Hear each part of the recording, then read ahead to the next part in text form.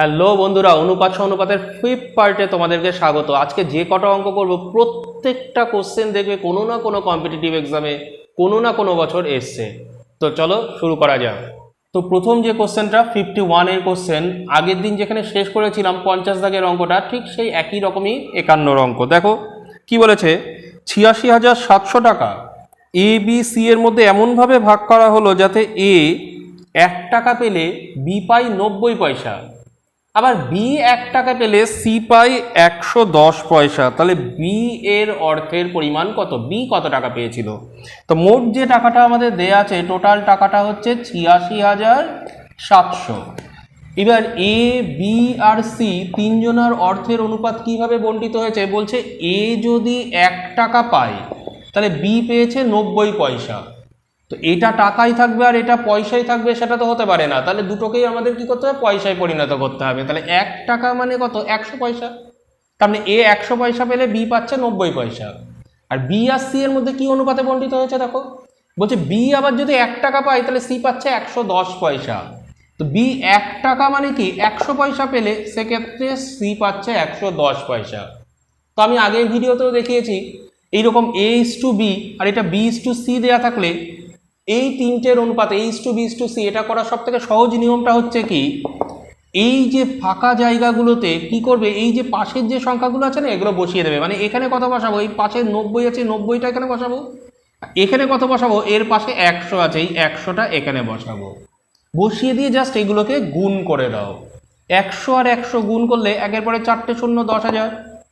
এখানে গুণ করলে দেখো 9 3টে শূন্য, আর এখানে গুণ করলে 9 11 99 2টো শূন্য। তো এইটাই হয়ে যাবে কি A is to B is to C, তিনজনের মোট অর্থের অনুপাত। তো এখান থেকে দেখো দুটো করে শূন্য ক্যান্সেল করা যাচ্ছে বোথ সাইড থেকে, রাইট? এই তাহলে ক্যান্সেল হয়ে গেলে তাহলে এ আর বি সি তিনজনের অর্থের অনুপাত হচ্ছে 100 ইস টু 90 ইস টু 99। তাহলে মোট তাহলে আমি যদি ধরে নিই যে এ 100 টাকা পেয়েছে, তাহলে সেক্ষেত্রে বি পাবে 90 টাকা, সি পাবে 99 টাকা। তাহলে তিনজনে মিলে মোট কত টাকা পেলো, জাস্ট তিনটাকে যোগ করব। তাহলে 100 আর 90, 190 আর 99 যোগ করলে দেখবে 289 হবে। তাহলে এবার ভাবো, তিনজনে মিলে যদি মোট 289 টাকা পায়, তাহলে তার মধ্যে বি পাচ্ছে 90 টাকা। আমাদের বলেছে বি এর অর্থের পরিমাণ কত। তাহলে তিনজনে মিলে মোট 289 টাকা পেলে তার মধ্যে বি পাচ্ছে 90 টাকা। কিন্তু আমাদের দেওয়া আছে তিনজনে মিলে টোটাল 86,700 টাকা পেয়েছে, এই টাকাটা তিনজনের মধ্যে ভাগ করা হয়েছে। তাহলে সেক্ষেত্রে বি কত টাকা পাবে? তো এটা কি করবে, জাস্ট এইটার থেকে এটা কত গুণ, ঐকিক নিয়মের দরকার নেই, এখান থেকে জাস্ট ভাবে এটার থেকে এটা কত গুণ। দেখো এই 3 দিয়ে এটাকে 3 দিয়ে গুণ করলেই দেখবে এটা চলে আসবে 867। তারপরে আবার দুটো শূন্য আছে, তার মানে এটা 300 গুণ হবে। তাহলে এটার সঙ্গে এটা 300 গুণ হলে তাহলে এখানেও 300 গুণ করতে হবে। তাহলে এখানে 300 গুণ করলে কত হবে, 27। আর 300 গুণ করলে 3 9 27, আর এই তিনটে এই 86,700 টাকার মধ্যে থেকে বি কত টাকা পাবে, বি পাবে 27,000 টাকা। নেক্সট 52 বলছে 10 বছর আগে রাম ও রহিমের বয়সের অনুপাত ছিল 1:3। এখন নয় কিন্তু 10 বছর আগে দুজনের বয়সের অনুপাত ছিল 1:3। 5 বছর পরে তাদের অনুপাত হবে 2:3। তাহলে বর্তমানে তাদের বয়সের অনুপাত কত, এখন তাদের বয়সের অনুপাত কত? তো আমি 10 বছর আগের হিসাবটাই করি আগে।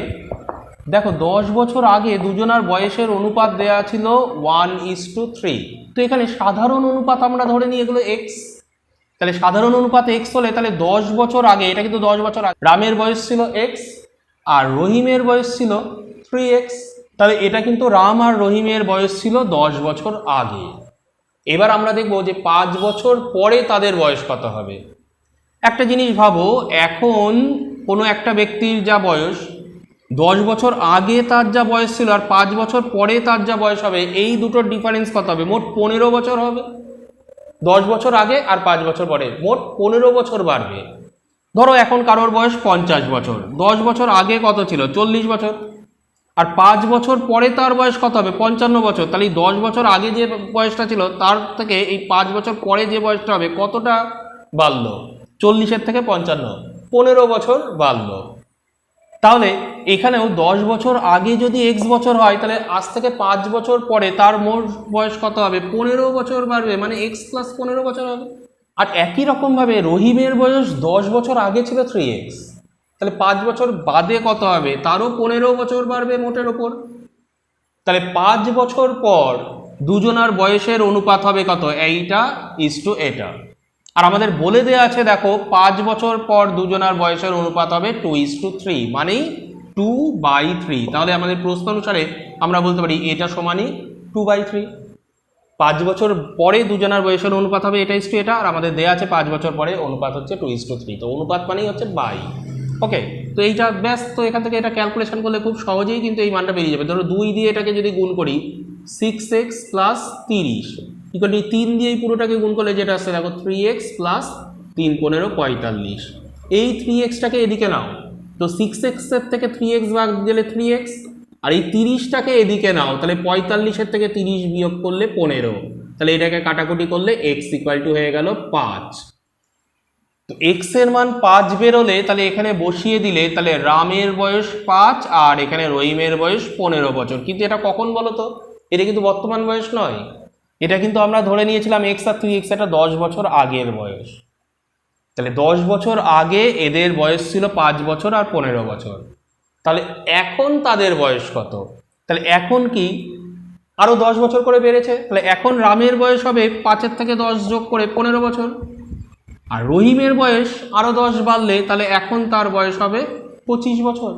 তাহলে আমাদের বলেছে যে তাদের বর্তমান বয়সের অনুপাত কত, তাহলে বর্তমান বয়সের অনুপাত হচ্ছে 15:25, 5 দিয়ে কাটাকুটি করলে 3:5। নেক্সট বলছে দুই ব্যক্তির বর্তমান বয়সের অনুপাত 5:7। এখন তাদের বয়সের অনুপাত 5:7। 16 বছর আগে তাদের বয়সের অনুপাত ছিল 3:5। তাহলে তাদের বর্তমান বয়স কত বছর করে হবে।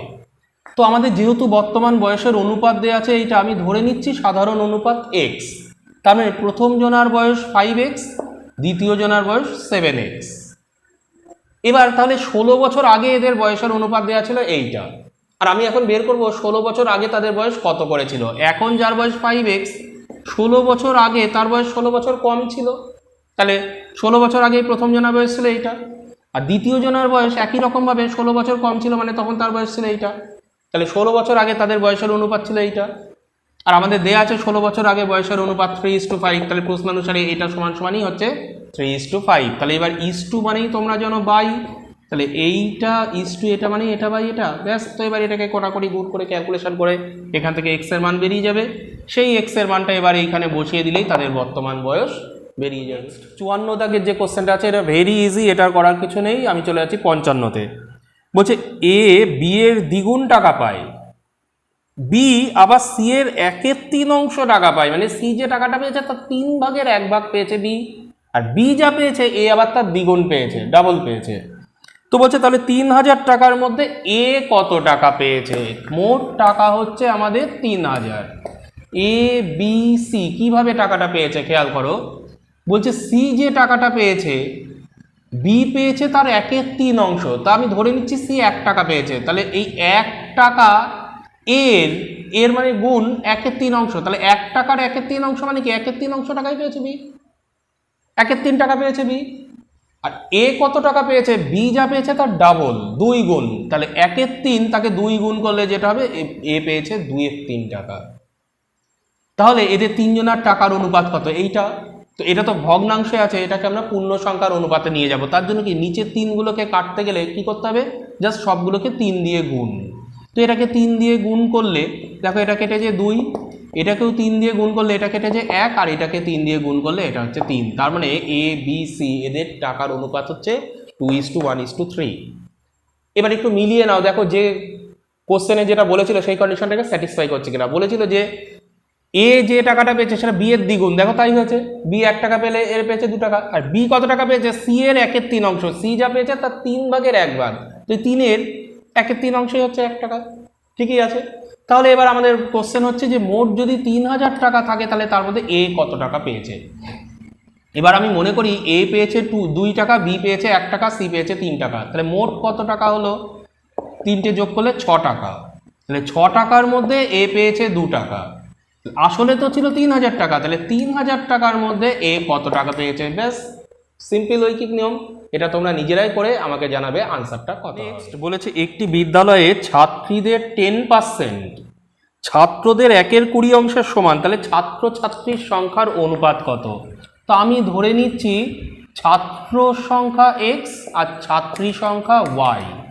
তো বলেছে কত, দেখো বলছে ছাত্রীদের 10%, ছাত্রী যদি y ধরি তাহলে y এর 10%, সেটা বলেছে ছাত্রদের 1/20 অংশের সমান, মানে ছাত্র x জন হলে তার 1/20, তাহলে x এর 1/20 মানে x/20, এইটার সঙ্গে সমান কত? ছাত্রীদের 10%, ছাত্রী y আছে তাহলে y এর মানে গুণ 10%, মানে তোমরা জানো 10/100, 100-র মধ্যে 10, তো এটাকে কাটাকুটি করলে এইটা আসছে দেখো, তাহলে y/10 = x/20, এটা কেটে গেলে এই। এবার আমাদের যেটা বলেছে ছাত্র আর ছাত্রীর সংখ্যার অনুপাত, মানে আমাদের x:y এটা বের করতে হবে। তো x:y মানে কি? x:y মানে কি? x/y। তো এখান থেকে আমাদের x/y বের করলেই হয়ে গেল। তার জন্য এখান থেকে কোনাকুনি গুণ করলে দেখো কি আছে, x = 2y, তাহলে এই ওয়াইটাকে এদিকে নিয়ে নাও, তাহলে x/y সমান হয়ে গেল কিন্তু কত? 2। কিন্তু এটাকে তো অনুপাতে প্রকাশ করতে বলেছে, তাই না? তার মানে x:y করতে গেলে এই 2টাকে কিন্তু তোমার কিছু নেই নিচে, মানে এটাকে 1 ধরে নিতে হবে, তাহলে x:y এটা সমান হচ্ছে 2:1, এটাই হয়ে গেল ছাত্র ও ছাত্রীর সংখ্যার অনুপাত। নেক্সট আবারও একটা ইন্টারেস্টিং কোশ্চেন বলছে এক ব্যক্তি ABCD এর মধ্যে কিছু পেন এই অনুপাতে ভাগ করে দিলেন, 1:3, 1:4, 1:5, 1:6, এই অনুপাতে কিছু পেন ভাগ করে দিল 4 জনের মধ্যে। তো বলেছে সর্বনিম্ন কটি পেন তার কাছে থাকলে সে এই অনুপাতে ভাগ করতে পারবে।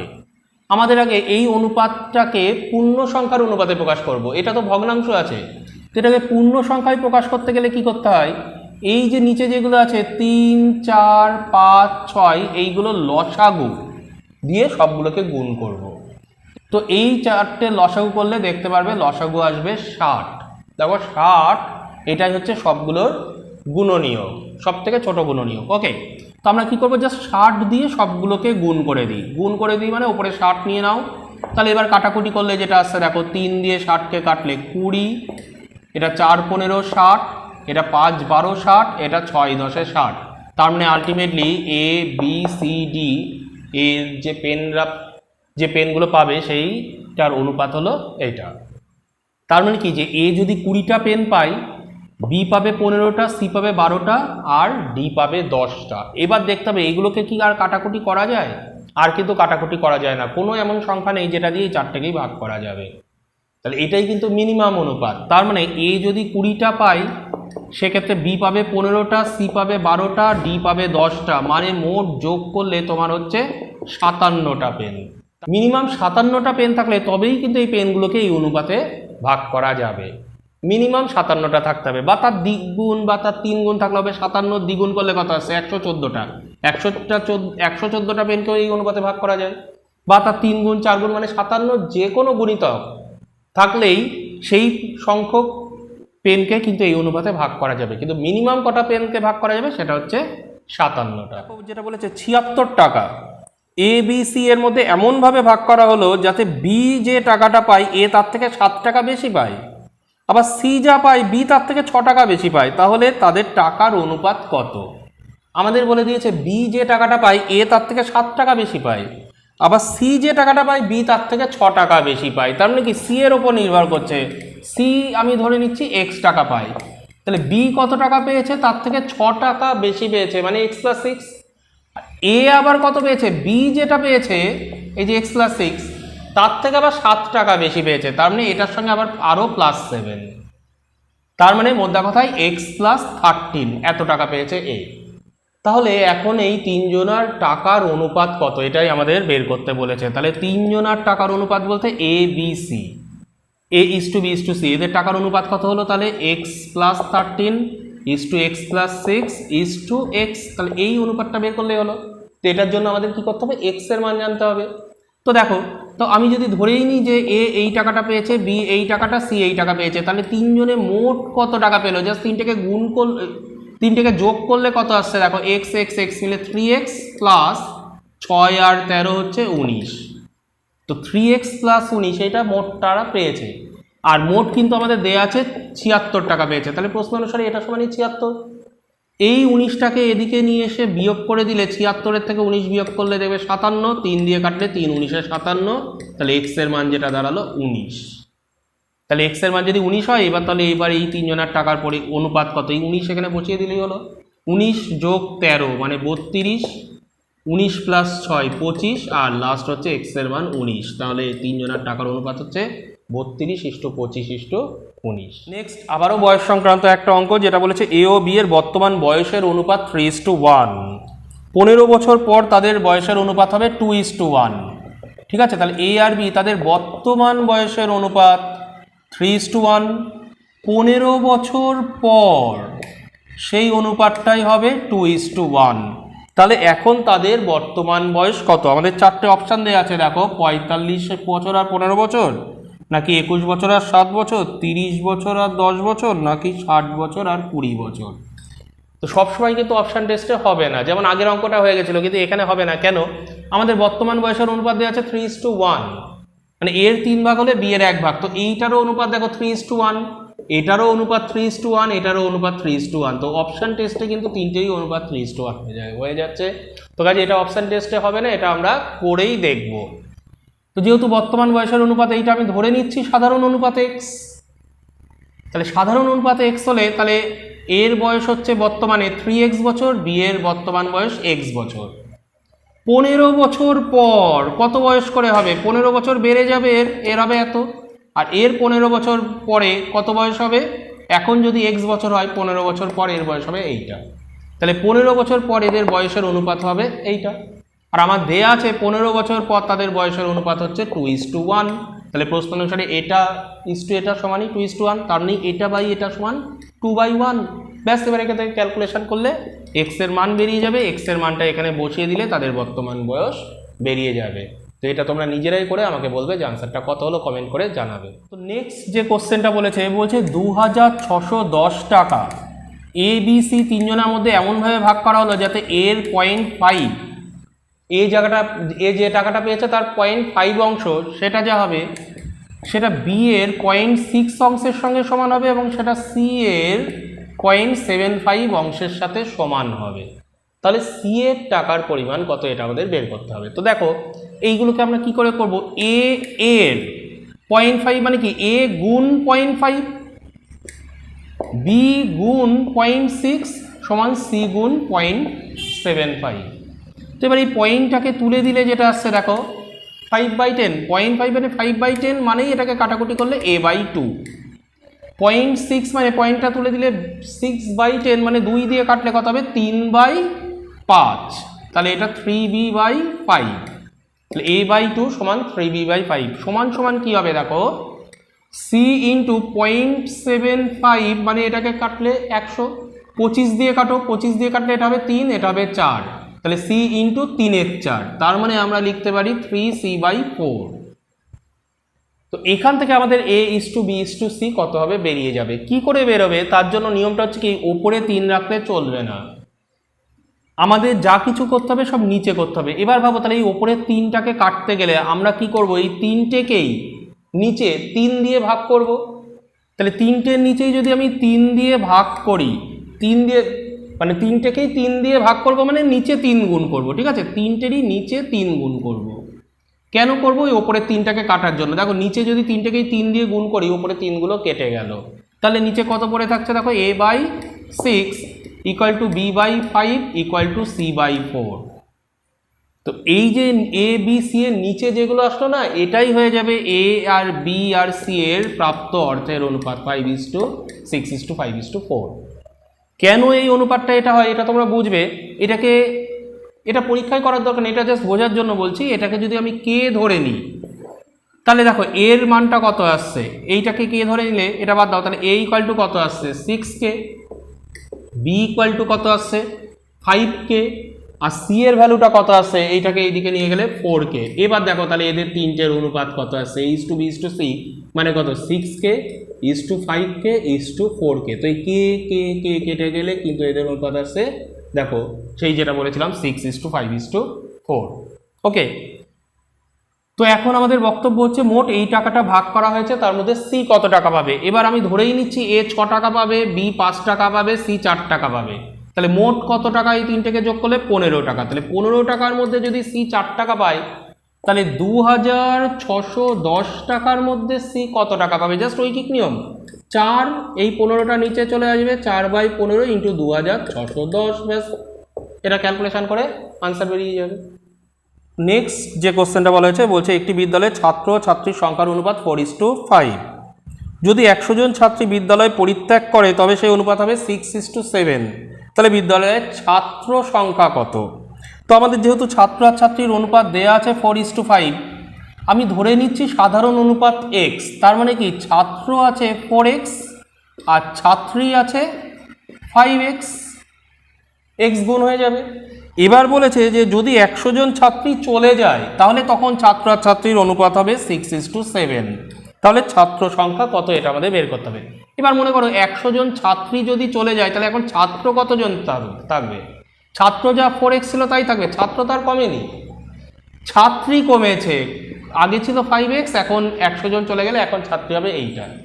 তাহলে এখন ছাত্র আর ছাত্রীর অনুপাত হবে এইটা, আর আমাদের দেয়া আছে এইটা, ব্যাস। তো এবার এটা সমানই এটা প্রশ্নানুসারে, তার মানে এটাকে এটাকে 4x/5x - 100 = 6/7। এখান থেকে x এর মান বেরিয়ে যাবে, এই x এর মানটা এখানে বসিয়ে দিলে মানে x এর সঙ্গে 4 গুণ করলে ছাত্রের সংখ্যা বেরিয়ে যাবে। লাস্ট কোশ্চেন আজকের ভিডিওর, খুব সহজ কোশ্চেন, কোশ্চেন নাম্বার 64। লাস্ট কোশ্চেনে যাওয়ার আগে বলে রাখি, যদি ভিডিওটি ভালো লেগে থাকে অবশ্যই বন্ধুবান্ধবদেরকে শেয়ার করো। একটা জিনিস লক্ষ্য করেছো, আজকের ভিডিওতে যে কটা কোশ্চেন ছিল প্রত্যেকটা দেখবে কোনো না কোনো বছর এসছে, দেখবে প্রত্যেকটা কোশ্চেনের নিচে কিন্তু দেয়া আছে যে কোন কোশ্চেনটা কোন পরীক্ষায় কত সালে এসছে। তো যাই হোক, যেটা বলেছে 6400 টাকা 3 জন শ্রমিকের মধ্যে এই অনুপাতে ভাগ করে দেয়া হয়েছে, তাহলে এই দ্বিতীয় শ্রমিক কত টাকা পাবে?